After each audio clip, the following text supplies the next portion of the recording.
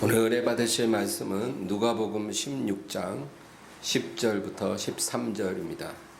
누가복음 16장 10절부터 13절 16장 10절에서 13절까지 다 같이 합독하겠습니다. 지극히 작은 것에 충성된 자는 큰 것에도 충성되고 지극히 작은 것에 불의한 자는 큰 것에도 불의하니라. 너희가 만일 불의한 재물에도 충성하지 아니하면 누가 참된 것으로 너희에게 맡기겠느냐. 너희가 만일 남의 것에 충성하지 아니하면 누가 너희의 것을 너희에게 주겠느냐.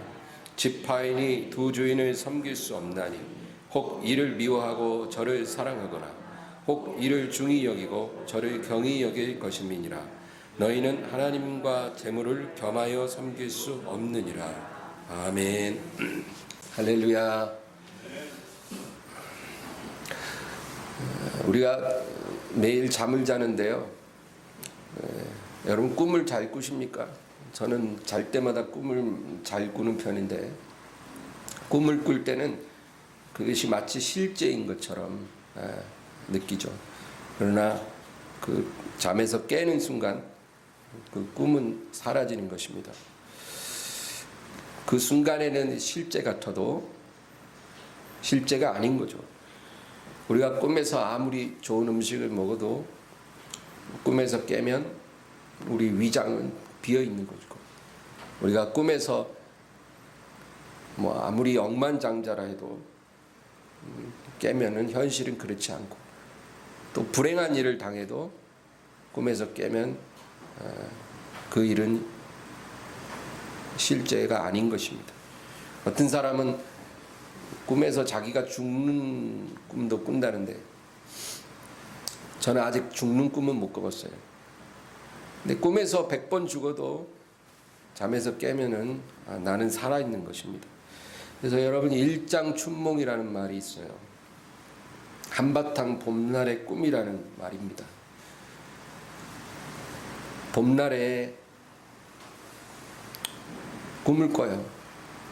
그때 깨어나면 아무것도 아니라는 거죠.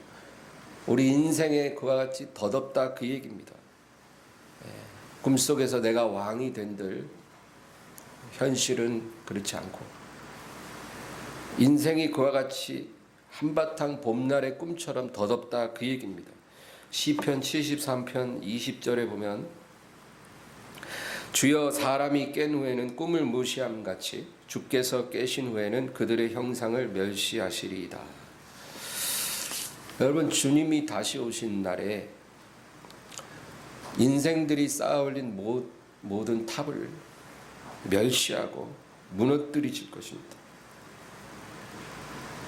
인생들이 이루어낸 모든 것들, 주님 다시 오실 때 주님께서 너희가 무엇을 하였느냐, 그것을 다 무효로 만드실 것입니다. 그러므로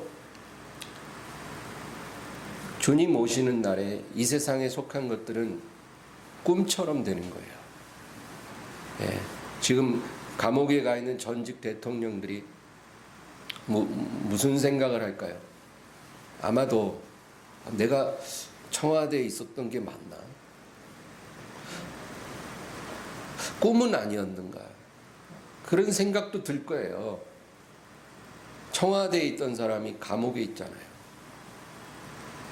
과거의 영광이 꿈처럼 느껴질 수 있잖아요. 우리 인생이 그렇다는 거예요. 우리가 이 세상에서 움켜쥔 모든 것들이 주님이 오시는 날에는 꿈처럼 사라지고 새로운 진정한 현실을 우리가 맞이하게 될 것입니다. 이것을 깨닫는 자가 복이 있는 줄 믿습니다. 그러므로 우리가 이 세상을 사는 동안 열심히 살아야죠. 열심히 살되 이 사실을 잊지 말고 삶을 살아라, 그 얘기입니다. 우리에게 있어서 진정한 현실은 아직 오지 않았다. 진정한 삶은 아직 시작되지 않았다는 것. 지금이 현실 같고 삶 같지만 주님이 오시고 나면 지금의 시간은 꿈처럼 사라지고 우리에게 영원히 펼쳐지게 된다는 거예요. 그 영원의 삶은 지금보다도 더 현실적이고 분명한 삶이 될 거라는 거예요. 여러분, 이 사실이 믿어지기를 바랍니다. 이사야 2장 22절에 너희는 인생을 의지하지 말라. 그의 호흡은 코에 있나니 쇠말 가치가 어디 있느냐. 인생을 의지하지 마라.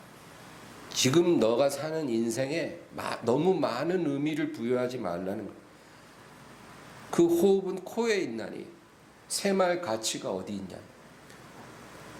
여러분, 우리가 이렇게 건강하게 잘 사는 것 같아도요, 이 코에서 호흡이 딱 끊어지면 죽는 거예요.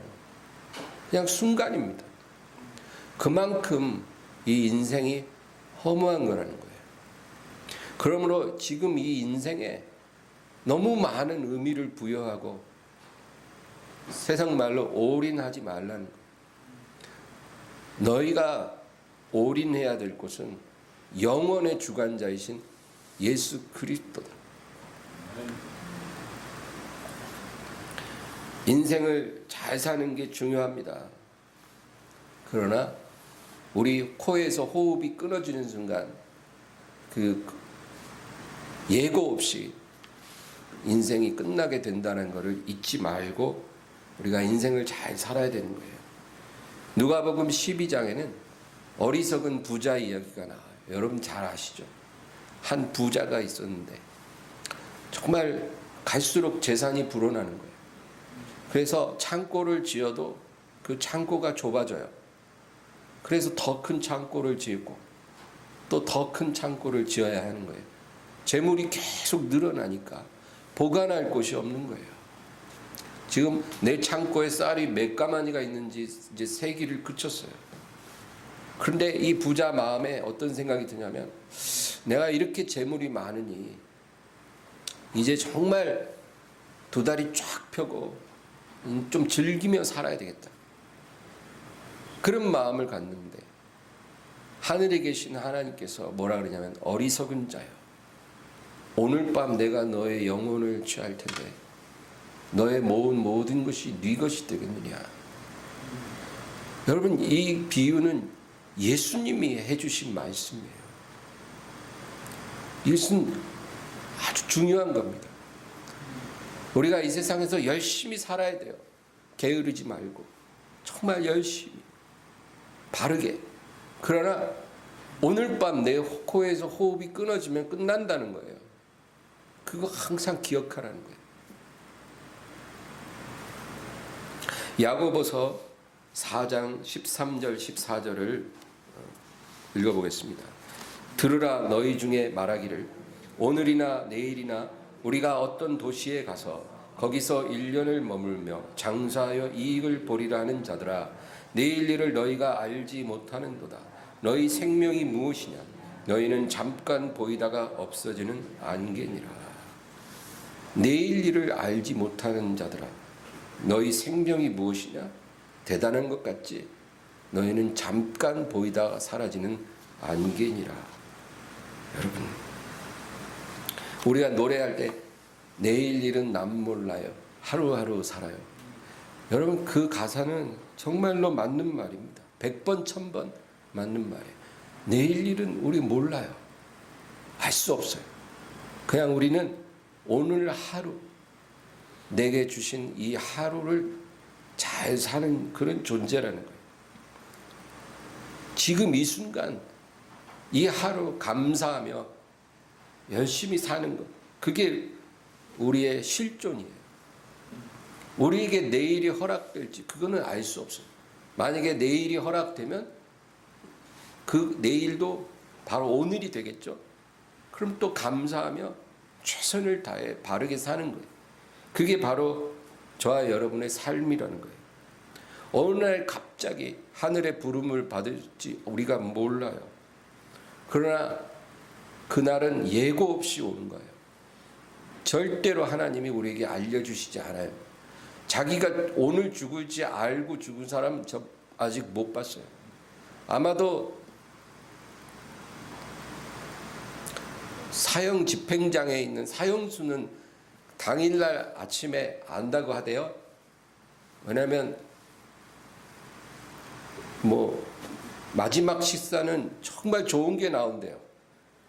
그래서 오늘 내가 죽는 날이구나 안답니다. 예. 그러나 모든 사람들은 자기가 죽는 날까지 전혀 알지 못합니다. 하나님이 그렇게 감추시는 거예요. 우리에게는 오늘만 주어졌지 내일은 약속된 게 아니에요. 그리고 어느 날 예고 없이 그날이 올 것이고 우리는 하나님의 심판대 앞에 설 준비를 해야 하는 것입니다. 왜 하나님은 우리에게 이렇게 더덥고 허무하고 짧은 인생을 주셨을까요? 이렇게 무의미한 인생을 왜 우리에게 주셨을까요? 여러분, 하나님이 하시는 일 중에 무의미한 것은 없어요. 하나님이 우리에게 주신 것 중에 무가치한 것은 없거든요. 그런데 하나님이 우리에게 이렇게 짧고 허무한 인생을 주셨다면 거기에 어떤 의미가 있지 않겠습니까? 두 가지 의미가 있어요. 첫째는 하나님이 우리에게 영생을 얻을 기회를 주신 거예요. 우리가 영생에 들어가기를 하나님은 원하시는데 그 영생을 얻을 수 있는 기회를 주신 것입니다. 사람이 거듭나지 않으면 하나님 나라에 들어갈 수 없느니라. 예수님 분명히 말씀했어요. 우리가 모태에서 한 번 나는 거로는 하나님 나라에 들어갈 수가 없어요. 사람이 사는 동안 거듭나야 하나님 나라에 들어갑니다.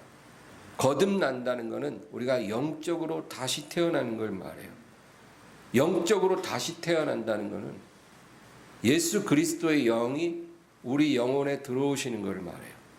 예수님의 영이 우리 영혼에 들어오면 우리가 거듭납니다. 여러분, 이 체험을 회심했다 그렇게 말해요. 이 회심이라는 단어가 굉장히 중요해요. 우리가 교회 오래 다닌다고 다 회심한 거 아니거든요. 성경 많이 읽었다고 회심하는 거 아니에요. 회심을 하면 예수 그리스도가 믿어져요. 그냥 머리로 아는 게 아니라 마음으로 믿어져요. 그분께서 나를 위해 십자가에 죽으시고 다시 사셨다는 것, 내 죄를 대속해 주셨다는 것, 그게 믿어지는 거예요. 예전에는 그렇게 믿어지지가 않았거든. 근데 그게 믿어지고, 그 믿어지면 여러분 기도도 달라져요. 찬송도 달라져요. 예배드리는 마음 자세가 완전히 달라지겠죠. 믿어지니까. 내가 구원받은 게 믿어지고 내 죄가 씻어진 게 믿어지는 거예요. 예전엔 내가 그렇게 엄마 따라 교회 다녀도 안 믿어졌는데 어느 날 그게 막 믿어지고 눈물이 나고 감사가 되는 거예요. 그게 바로 회심이에요. 이거는 우리가 공부해서 되는 게 아니에요. 어디서 배워서 되는 게 아니라 그냥 하나님이 주시는 선물이에요. 이 회심을 하면 우리가 영적으로 거듭난 증거예요. 이런 사람이 바로 하늘나라에 들어갈 수 있다고 예수님이 분명히 말했습니다. 혹시 이 자리에 아직 나는 그런 체험이 없어요. 솔직하게 아직 그렇지 못합니다. 그러면 여러분 회심하지 못한 거예요. 만약에 오늘 내 영혼을 주님이 데려가시면 내가 하늘나라에 들어갈 수 없다라는 거예요. 두 번째는 하나님 나라를 상속받기 위해 하나님이 시간을 주신 것입니다. 우리가 하나님 나라를 상속받을 상속자거든요. 예수님과 우리가 형제되고 부부가 되잖아요. 그러니까 예수님이 다스릴 그 나라를 우리도 상속받는 거예요. 그런데 그 상속을 위한 준비할 시간을 하나님이 주신 것입니다. 오늘 본문 말씀이 뭐냐면은 우리가 앞으로 하나님 나라에 들어가서 그것을 물려받기 전에 반드시 명심해야 될 두 가지를 말해주고 있어요. 오늘 첫 번째는 오늘 누가복음 16장 10절 말씀, 16장 10절 다 같이 읽습니다. 지극히 작은 것에 충성된 자는 큰 것에도 충성되고 지극히 작은 것에 불의한 자는 큰 것에도 불의하니라. 아멘. 여러분, 지극히 작은 것에 충성하는 자가 큰 것에 충성되고 또 지극히 작은 것에 불의하면 큰 것에도 불의하다. 이거는 불변의 법칙이에요. 그러면 지극히 작은 거라는 건 우리에게 이 세상에서 주어진 것들을 말해요. 하나님이 보실 때는 우리가 이 세상에서 살면서 얻는 것들은 아주 작은 것들이에요. 마치 부모 눈에 어린 아기가 갖고 노는 장난감 같은 거예요. 아기에게는 지금 그게 굉장히 중요해 보일지라도 부모 눈에는 이제 뭐 한 1년만 지나면 저거 거들떠도 안 볼 거 알거든요. 아주 보잘것없는 작은 거예요. 부모 눈에는. 하나님 눈에 이 세상에 속한 것들은 아주 지극히 작은 거예요. 그런데 우리 하나님께서 지금 그걸 우리에게 맡겨주신 거예요. 그런데 이 작은 것에 충성되는 사람이 장차 큰 것, 하늘나라에서 우리가 받게 될 것에도 충성되게 되고 작은 것에 불의한 자는 큰 것을 줘도 불의하게 될 것이다. 그 얘기입니다. 여러분, 이게 정말 중요한 진리예요. 내 가족을 사랑할 수 없는데 가까운 이웃을 사랑할 수 없어요. 그거는 불가능한 거죠. 가까운 이웃을 사랑하지 못하는 사람이 먼 곳에 가서 복음 전하고 사랑을 베풀 수는 없는 거예요. 이 세상에서 사랑을 배우지 못한 사람이 하늘나라에서 사랑을 나누며 살 수는 없는 거예요. 하늘나라에 들어오기 합당하지 않다는 거예요. 우리가 이 세상에서 하나님 앞에 받은 걸로 충성되지 못하면 하늘나라에서도 역시 그럴 거라는 겁니다. 지금 내가 몸담고 있는 직장이나 일터에서 신실하지 않으면 하늘나라에 가서도 역시 그 사람은 신실하지 못할 거예요. 지금 내가 예배드리는 교회에서 충성스럽지 않다면 하늘나라에 가서도 충성될 수 없을 것입니다. 그래서 11절, 12절을 우리 또 읽어볼까요? 너희가 만일 불의한 재물에도 충성하지 아니하면 누가 참된 것으로 너희에게 맡기겠느냐? 너희가 만일 남의 것에 충성하지 아니하면 누가 너희의 것을 너희에게 주겠느냐? 너희가 불의한 재물에 충성하지 않으면 누가 참된 것을 너희에게 주겠느냐?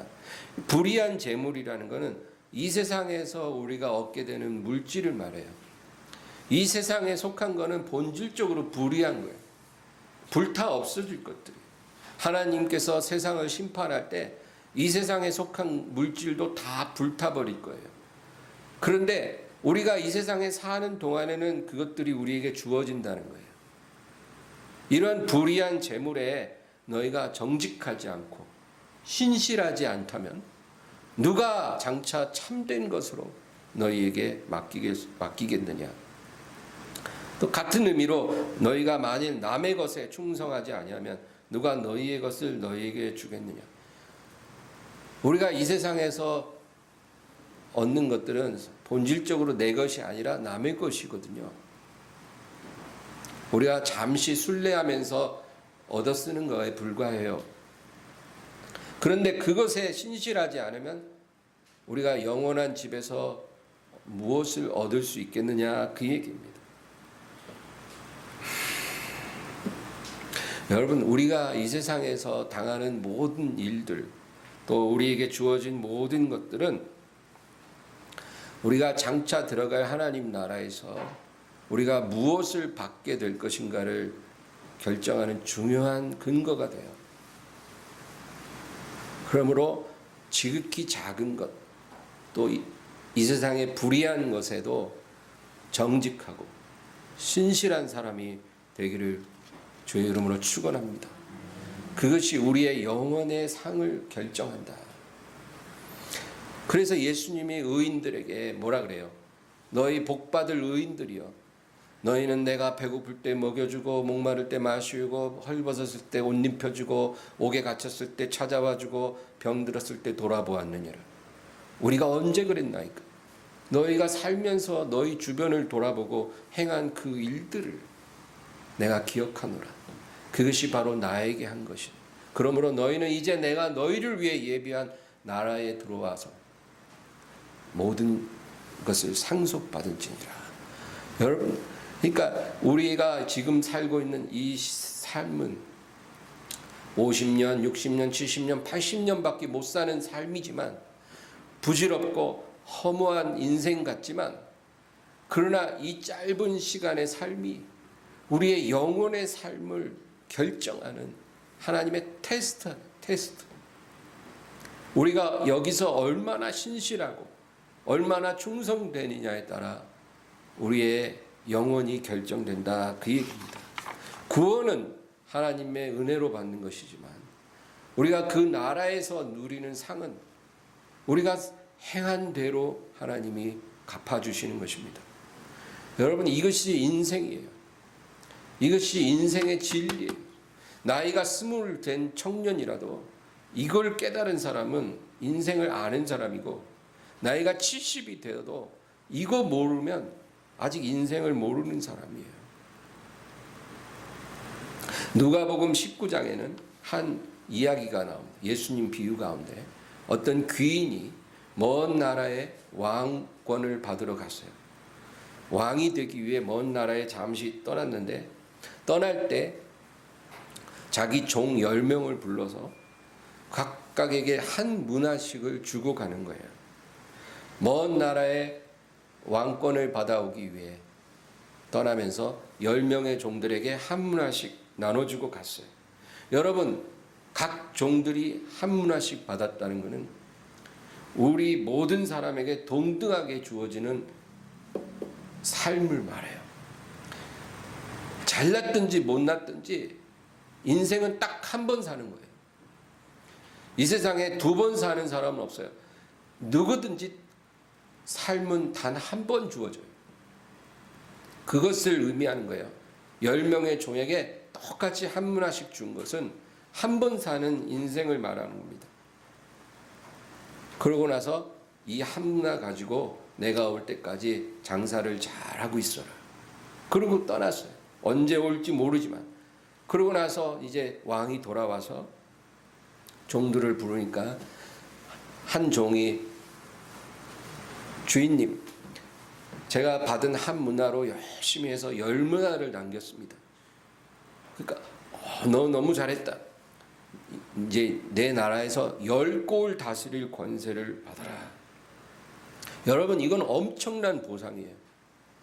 한 문화로 10문화를 남겼더니 그 왕이 돌아와서 이제 내가 다스릴 나라에서 너는 10골 다스릴 권세를 가지라. 그러니까 도시 10개를 관할하는 지자체장이 되라 이거예요. 그 나라에서. 대단하죠? 그리고 또 한 종은 한 문화로 5문화를 남겼다는 거예요.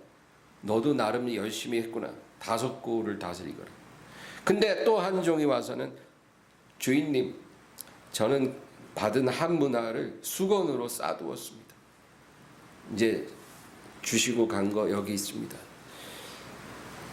당신이 죽어간 이 한 문화가 너무 보잘것없어. 내가 아무것도 안 하고 잘 보관해 두었습니다.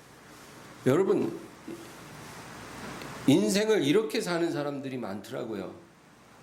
내 인생은 정말 하나님이 내게 허락한 인생은 너무 보잘것이 없어서 내가 뭘 할 수가 없어. 나는 행복할 수가 없어. 나는 흙수저 집안에서 태어났지.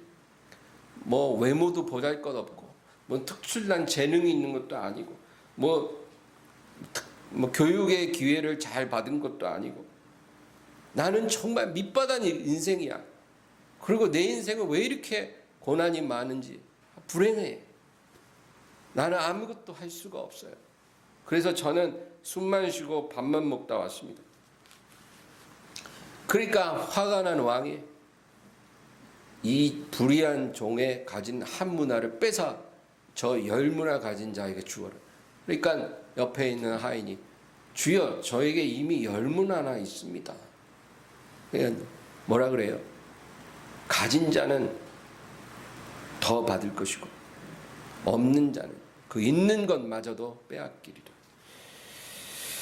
근데 여러분 이 비유는 상당히 중요해요. 왜냐하면 이 한 문화를 빼앗긴 이 종이 바깥으로 쫓겨나서 이를 갈지는 않았다는 거예요.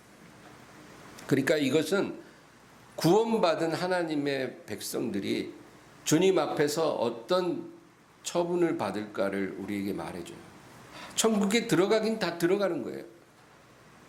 근데 어떤 종은 10골 권세를 받고 어떤 종은 5골.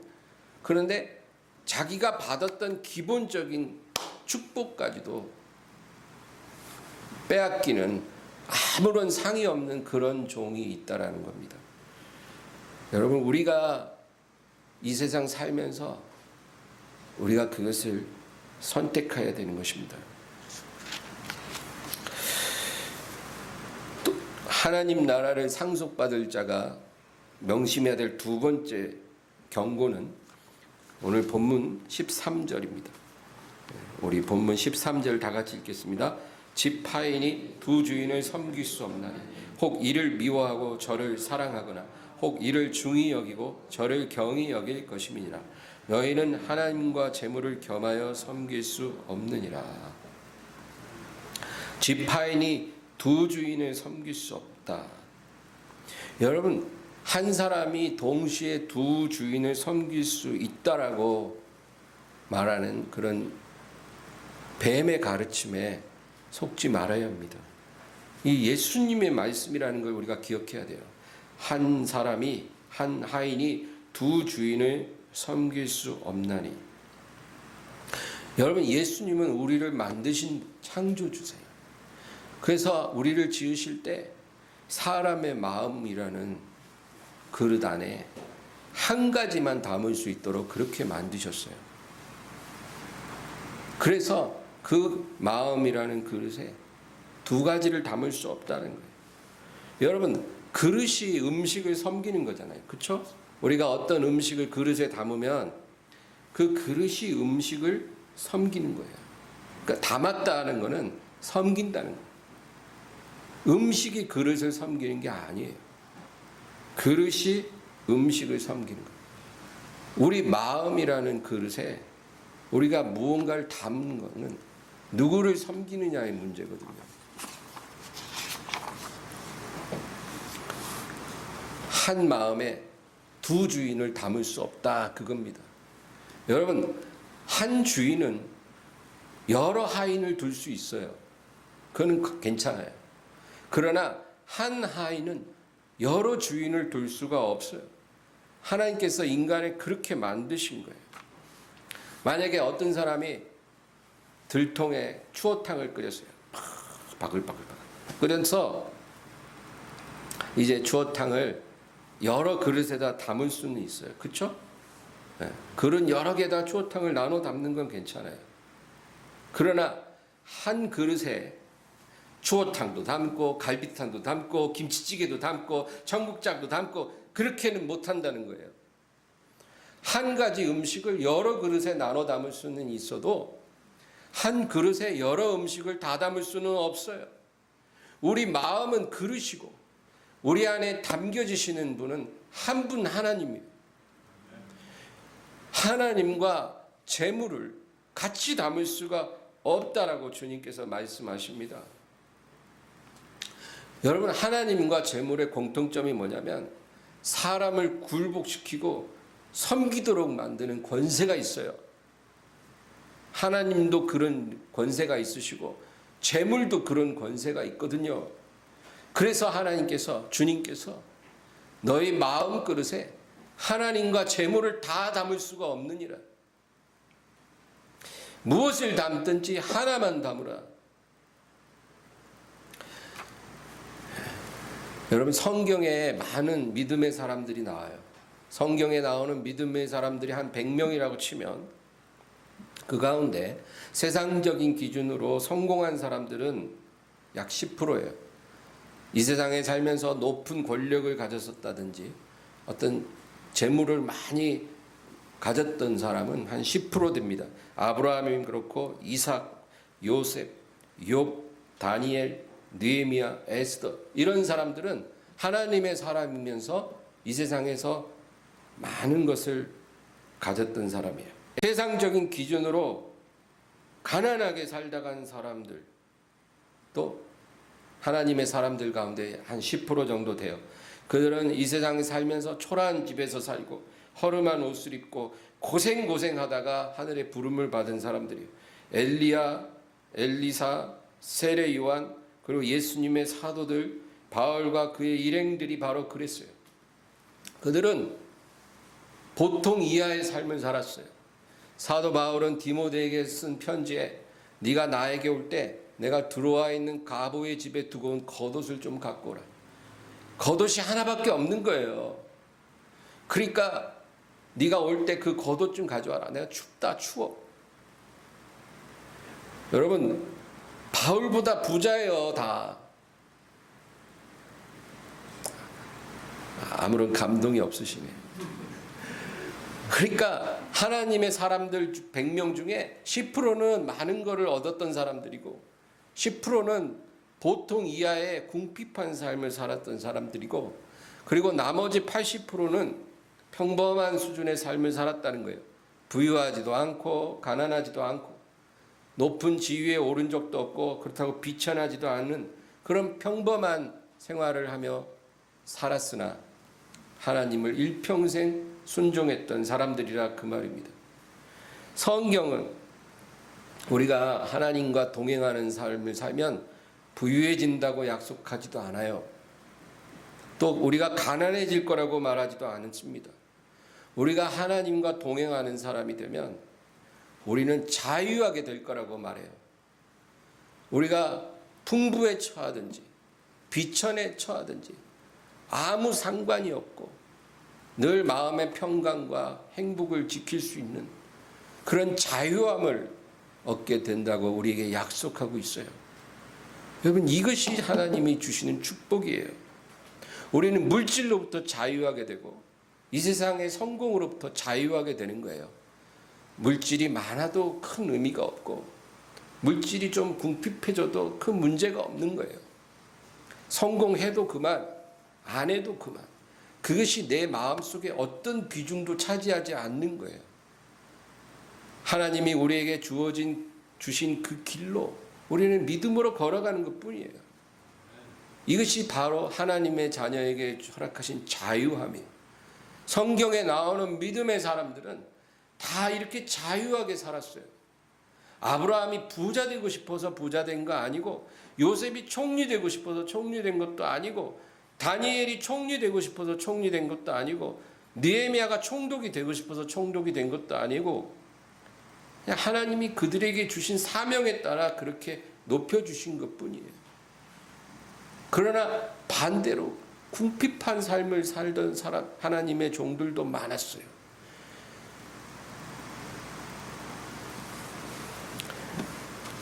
그러므로 진리를 알지니 진리가 너희를 자유하게 하리라. 하나님의 영이 있는 곳에는 자유함이 있느니라. 여러분 자유하시기 바라요. 내가 진리에 속한 사람인지 아닌지, 내가 성령에 속한 사람인지 아닌지를 어떻게 알 수 있냐면 그거는 우리가 교회에 어떤 직분을 갖고 있거나 성경에 대해서 얼마나 많이 아느냐랑 전혀 상관이 없고 내가 마음이 이 세상에 속한 것들로부터 얼마나 자유로운가, 그게 우리 자신을 말해주는 거예요. 성공에 매여 있고 물질에 매여 있고 이 세상 즐거움에 내가 매여 있다면 내가 아직 자유하지 않은 거예요. 그만큼 내가 진리에 이끌리지 못하고 성령에 붙잡히지 않은 거예요. 자유한 축복을 받기를 바랍니다. 그러므로 우리의 삶이란 하나님 나라에 들어가기 위해서, 그 나라를 물려받기 위해서 지금 준비를 하고 있다는 것을 우리가 알아야 돼요. 오늘 말씀대로 두 가지 꼭 기억하세요. 이 세상에서 우리가 당하는 모든 일 앞에서 신실하라는 거예요. 우리가 이 세상에서 대충 살면 우리가 하나님 나라에 합당하지 않은 거예요. 내게 하나님이 무엇을 주셨든지 무엇을 맡겨주셨든지 그 일들에 신실하고 내게 주신 사람들 앞에서 온전한 사랑으로 행하고 충성된 삶을 살아야 되고, 두 번째는 두 주인을 섬길 수 없다라는 거예요. 우리 마음에 두 가지를 담을 수 없다는 거예요. 하나님을 담든지 재물을 담든지 한 가지만 담으라는 거예요. 여러분, 예수님만 담으세요. 예수님만 담기를 원한다면 다른 건 다 비워버리세요. 우리에게 사는 동안에 물질도 필요하고 여러 가지 다 필요하겠으나 그런 것이 우리 마음에 담겨지지 않게 하세요. 마음속에는 예수님만 담기를 주의 이름으로 축원합니다. 기도하겠습니다. 하나님 아버지, 오늘 이 말씀을 기억하게 하여 주시고 주님 앞에 설 때까지 오직 한 주인이신 예수님만 우리 마음에 모시고 살게 하여 주시옵소서. 예수님의 이름으로 기도하옵나이다. 아멘. 오늘 말씀을 생각하면서 주여 세 번 부르고 기도합니다. 주여, 주여, 주여.